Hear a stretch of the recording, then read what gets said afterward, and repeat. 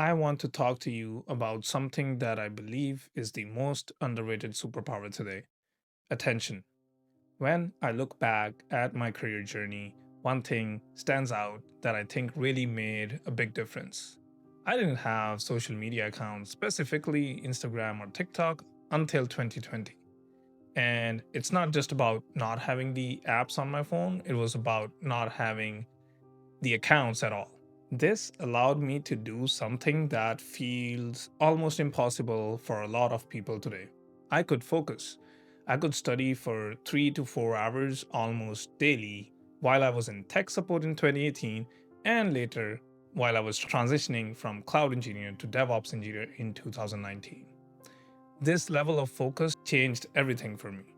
The truth is, our brains are under attack. Social media is designed to be a constant distraction, a fire hose of short, attention grabbing content. It's what people call brain rot. It erodes your ability to concentrate for longer periods. You can feel it, the constant itch to pick up your phone and scroll, that feeling of not being able to sit with your thoughts for more than a few minutes. So, the first step to reclaiming your attention is a hard one, but I think it's the most effective and important. You have to remove the primary source of the problem. So uninstall the apps, not just move them to a folder, get them off your phone completely. Let your phone go back to what it was meant for: a tool for intentional communication, which means use it for calling and texting your family and friends. Stop using it as an endless portal for scrolling and entertainment. Now, with the digital noise gone, I would recommend these new set of tools to train your focus. I have found a two-step process that's incredibly simple but effective. And it's based on two very old school objects, which is a watch and a notebook. So, step one is to get a watch. And I'm not talking about a smartwatch, I'm talking about a simple, inexpensive watch like a Casio, which I have here, or a Timex. Wear it for a month. The point of the watch isn't just to tell time, it's to make you constantly aware of time. Unlike your phone, a watch is always in your peripheral vision, a constant, non distracting reminder of the present moment. After a month, you'll naturally start to notice where your time is going. You'll become more mindful of how you spend every hour or every minute. Now, for me personally, watches are very close.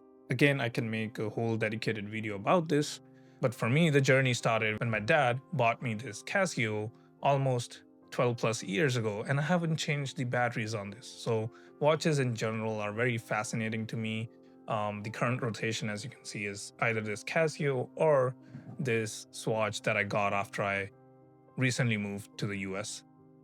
So they're not only practically valuable, but for me, they have a personal sentimental value. But if you look at it, it's a great engineering object because, as I said, I haven't changed the batteries on this for last 12 plus years, which is incredible. And it's not even solar. So I don't know how this is functioning, but you get the point.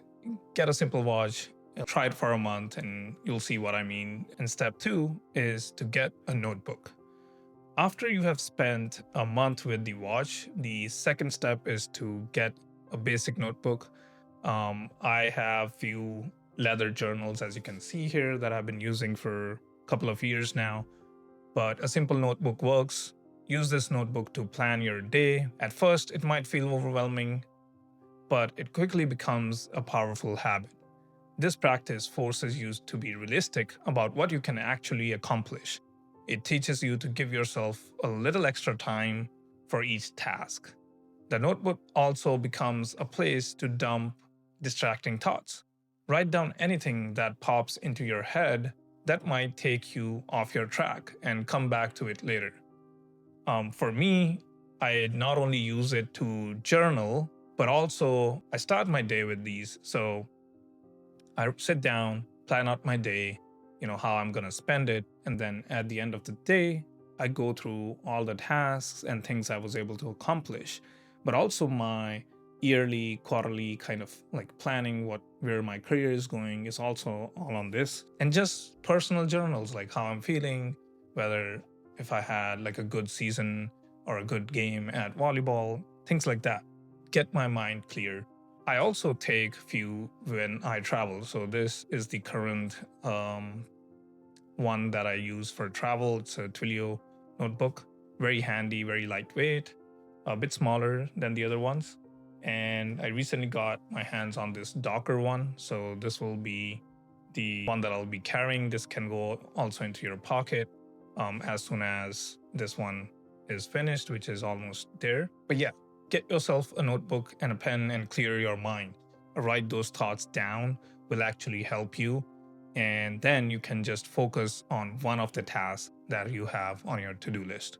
Now, this isn't a quick fix or a guaranteed solution to all your problems, but these simple habits, like eliminating the digital distractions, using a watch to be mindful of your time, and a notebook to be intentional with it, have completely changed my relationship with focus. And I hope it does the same for you. Because in a world full of distractions, your ability to pay attention is your greatest asset. It's a superpower. And I hope this helps you start to build yours.